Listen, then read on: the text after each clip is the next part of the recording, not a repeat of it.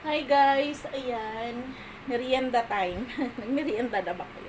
Nagmerienda kami sa kabila. Tapos nagkape ako after. Ayan. Nagulo yung buhok ko. Wait lang. Nagulo kasi ang buhok ko. Di ba ng pagulo ng buhok nasama sa content. Ayan, sorry naman. May ko-content ako guys. Just a second. So, ganun. Just a second lang. Ayan kasi, naiirita ako sa buhok ko.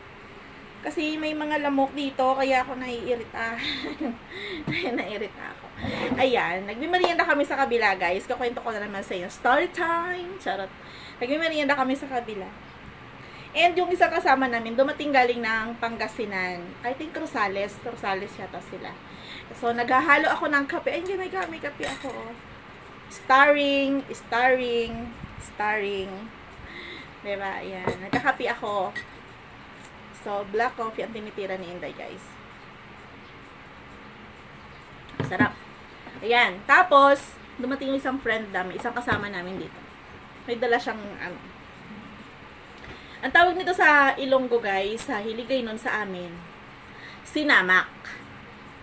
Pagka ganito. Pero, ang pagkakaiba nito kasi, sili lang ang meron. Ayan, sili na labuyo. At ito guys, natikman ko na to kasi dinalhan niya na ako nito last year nung pag-uwi niya din. So ngayon, nag-uwi din siya ng 1 week. 4 days pala siya sa Pangasinan. Ayan Kainaman na pag malapit ang province mo. Diba? O yan. Alam nyo guys, napakasarap ng suka na to. Masarap na masarap siya. Lalo sa yung pritong isda at saka fried chicken. Ayan, hindi ko makakalimutan ng lasa nito. And thank you talaga kasi, ay Rachel, shoutout sa'yo. Thank you so much. Naalala mo na naman ako. Ayan, dalawa kami ni Boss Aro. Meron din si Boss Aro. Ayan. Pag binili mo to guys, nasa 80 pesos. Nakikita ko to sa mga online. Minsan 80 to 85 to 90 pesos. Okay, nakalibre ako, diba? Sobrang saya, Pero sa amin guys, pagka ito, ganito yung timpla ng suka. May din to, may luya. Sa kanila, konti lang ang luya. Ayan, may luya guys. Ayan yung nakaslice na yan, luya yan. So, nasa ilalim yung luya. And sa may paminta, may luya, may sibuyas, may bawang, may paminta. Ayan. Sa kanila, luya lang. Ayan. Sa amin, mas madaming luya. Ayan, ito may luya, Ayan. Kasi isa yan pag gumagawa kayo ng suka, guys. Pag gumagawa ko ng suka talaga, nilalagyan ko ng bawang, sibuyas, at saka luya. Super masarap. Ayan, yung iba nilalagyan nila ng sugar. Ako hindi. Pure suka lang. Tapos asin. Ayan. So, ito guys, sure ako sa mga nakaka-relate dito na taga Pangasinan. Ayan. Masarap ito. Ayan. So, thanks to Rachel. Ayan, Jibnel Siling Labuyo.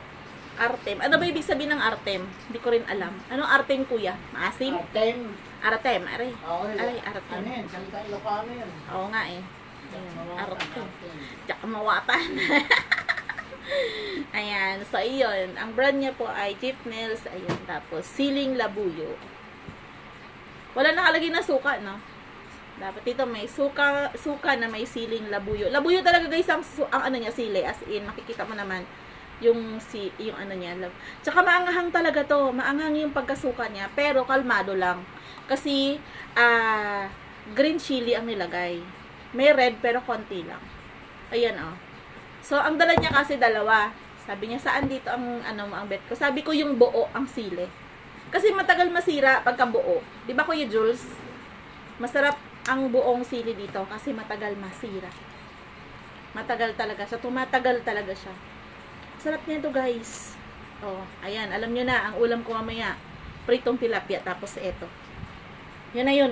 Schedule na. Tsaka sobrang sarap nito guys sa lumpiang toge. Perfect. Lumpiang toge. Gagawa nga ako. Nakaraan gumawa ako ng lumpiang toge. Ubus. Mamaya gagawa ako ng lumpiang toge. That's all for today's video guys. Thank you so much for watching. Ayan, meron na naman tayong content. At have a nice weekend. Happy Father's Day sa iyo Kuya Jules at sa iba pang mga tatay. God bless you all.